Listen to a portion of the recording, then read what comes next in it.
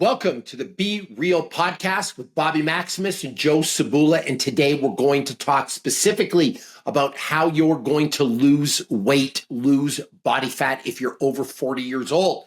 But don't tune out if you're under 40. These rules will apply to you as well. The difference, Joe, between, and you've got a great way to put this when you talk about margin for error. The difference between a 20-year-old and a 40-year-old is it's just an easier process at 20 years old. Yeah, exactly. As you age, the rules don't magically change, right? But some of the inputs might, like your metabolism slows down. Your history as an athlete will play. And if, like, for example, if you've been sedentary for the last 20 years, that's going to change things versus if you were like a high-end Olympic athlete, right? For sure. The principles are the same. The difference as you age is that the margins of error shrink and shrink and shrink until you really just can't afford to make the mistakes that you can make when you're in your 20s, when you can just bounce back, when your metabolism is peaked and your propensity for just burning extra calories is a lot higher. You're done. So let's talk about, given that, what losing weight is about. And I also want to make one more clarification. When we talk about losing weight, we're talking about losing fat. I don't want you to lose muscle. Muscle is super important for longevity, and having more muscle will actually make it easier to burn more fat in the day. So when we talk about losing weight, really what we're talking about is restricting calories or putting yourself not in a calorie surplus because you're going to gain weight, but you have to be in a calorie deficit. You mentioned something offline, Joe. There's two ways to create the deficit. You can do it through food or you can do it through exercise. You've got two ways. But if you're fat, if you're overweight, if you're obese, chances are you have a lot of calories to work off. And what do I mean by that? Let's say you got 25 pounds of extra fat on you, Joe. There's 3,600 calories in a pound. You got a credit card debt of 90,000 calories. You got to figure out some way to strip 90,000 calories away from your diet over the next 90 days, 180 days, 365 days. Well, do the math. 90,000 divided by, let's just say, a 500 calorie a day deficit. 180 days. That's how long it's going to take you to lose 25 pounds of fat. That's creating a deficit of 500 calories a day. Being very consistent with no variance. Yeah, every day you're not consistent. Add one more day to that total. Now, if you want to do it in 90 days, that's fine. But now you got to strip away 1,000 calories a day to make that happen. And so practically, Joe, and I've got this preloaded, what does that look like? The first thing we want to establish is a rough estimate of your basal metabolic rate. And there's all kinds of online calculators you can use to figure this out. I just Googled the first one that I found and I, put some information in. So let's say you're a 40-year-old male, you're 6 feet tall, 72 inches, and you're 250 pounds. Your basal metabolic rate is 1,916 calories a day. Sure. That's what you're looking at to just survive. And that's just lying on the couch all day, not moving. That's just staying alive. If you do little to no exercise, you need 2,299 calories a day.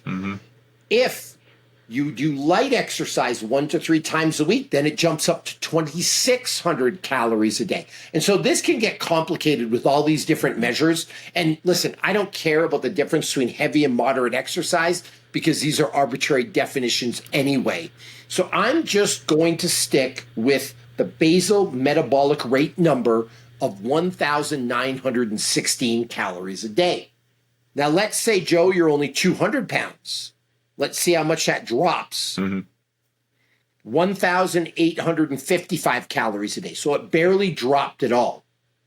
Let's say you're a woman, because I don't want to exclude women, and you're 5 feet tall and you're 160 pounds. Let's see how much that changes. Changes a lot. Your basal metabolic rate is 1,483 calories a day. So based on all that information, Joe, I'm going to recommend, we're going to keep this simple. If you're a guy, I want you to eat and you're trying to lose body fat, I want you to consume 1,800 calories a day. That's going to be your number. You're going to probably create a little bit of a deficit from that just on the eating, and that's okay. 1,800 calories will get you by. For a woman, I'm going to say 1,500 calories. That should be the number that you're aiming for. Now, I want to point out too, this has nothing to do with macros. Nope. Right? This has nothing to do with carbs, fat, and protein. This is just total calories. And realistically, however you split those macros, as long as those calorie numbers are somewhat consistent, you're going to see that change. Now, you can play with the macros for different strategies. Like if you want to try to maximize protein, minimize carbs, like there's a billion ways that you can work within that number, but it is irrelevant in the long run. It is the total number of calories that's going to matter. So that's an important point, because eating a little more protein might help you feel a little more full or a little more satiated, help you build a little muscle. But you're right, wherever those calories are coming from, you're going to lose weight if you stick to those numbers. So 1,800 for the guys, 1,500 for the women. And I based that on a person that was 40 years old. All right. Yeah. If you're younger, you'll lose weight really fast if you're hitting those numbers. So let's be clear on that. Now, that's how you're going to eat, because you can handle eating like that every single day. And I don't want to hear your tears and your complaints and your whining if you're hungry. Listen, you're 25 pounds overweight, you're 30 pounds overweight, you're 50 pounds overweight. You have been eating good for years. You got to suffer a little bit now. Like if you're going to lose weight, you're going to have to be hungry. It's part of the deal. It's just like, Joe, when you're paying off your credit card.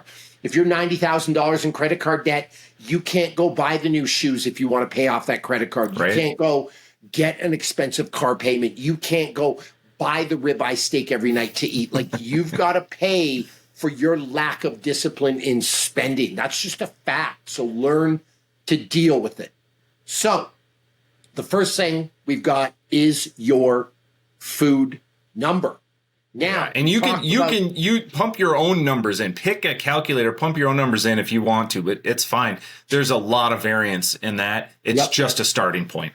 So you've got that. Now, we also want to create a deficit, not just through eating, but through exercise. Yeah. And the reason I do it like this is because I assume if you're 25 pounds overweight, Joe, exercising every day is not a habit for you. It's not something that comes natural. It's something you're going to struggle with. And I assume that you're probably going to miss days. If someone's a super dedicated athlete, we can have them doing 2-a-days and create that deficit through activity only. But we got your food settled. And now every time you go to work out, it's a bonus on top of the food. So if you go lift some weights, if you go for a nice walk, if you go for a swim, if you're taking your 10,000 steps a day, it's going to start adding to that deficit. So if at 1,800, you're already in a deficit of, because you're going to be walking around. You're not just laid on the couch. You're going to be walking up and down stairs. You're going to be walking to the mailbox. You're going to be walking at work. Let's say you're in a deficit of 200 calories a day, based on 1,800 calories a day for a man, 1,500 for a woman. And then you decide to go work out after that, and you burn 400 calories in a workout. There's your 600 calorie deficit paid for that day. Job done. Yeah. And maybe a little extra, right? Yeah. And then again, you can increase that non-exercise calorie burn just by, parking further away from the store, right? By just finding that. Exactly. Just finding those other little ways to just add, those things will add up. That's the whole thing about getting your 10,000 steps.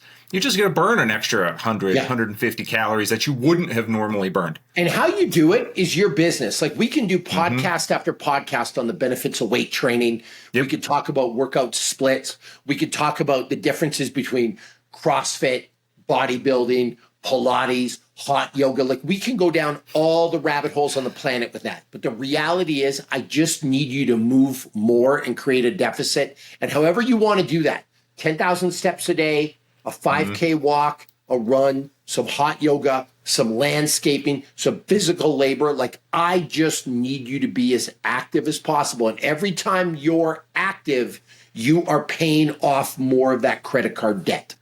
Yeah, exactly. And again, don't sweat the macros on this. Don't sweat the specifics depending on your training program. That's all a conversation for once you've been consistent enough in this.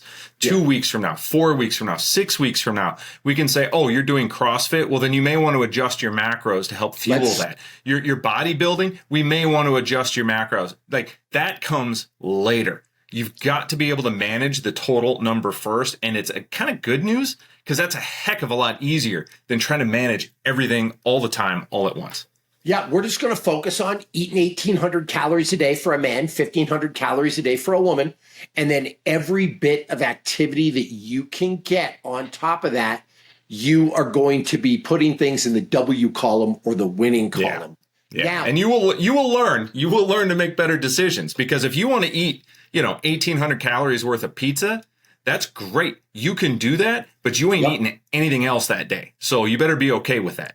And I would recommend doing this for 30 days to start before you even start asking questions, Joe, about macros, what type of workout you're doing, what type of workout works best. But I do have an ask before we end the podcast. Sure.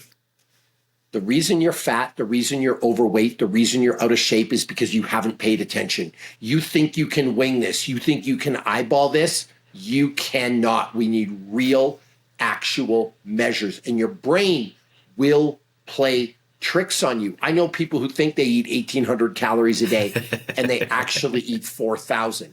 I know people who think they burn 1,000 calories in a workout and they actually burn 200. So my ask is, before you embark on this journey, one, you get a calorie counting app on your phone. You can use MyFitnessPal. That's a great one. There's all kinds of other ones out there. You could do it old-fashioned by Googling things, but I need you to count calories. So you're going to have to pay attention to what you're putting in your mouth, and you're going to have to make sure that 1,800 is actually 1,800. We've talked about finances. Yeah.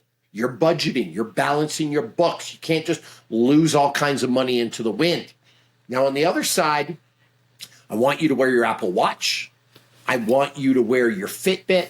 I want you to wear your Whoop strap, like whatever it is, Joe. I don't care. These companies don't pay me, but I want you during a workout to actually track your calorie burn. Yeah. And what you're going to find is it's really hard to burn calories during a workout. Yeah. Like that workout that you found savagely hard, you might only burn 280 calories. So I want to make sure we know exactly what kind of deficit that we are creating. The 1,800 calories a day, that's just the cost of life.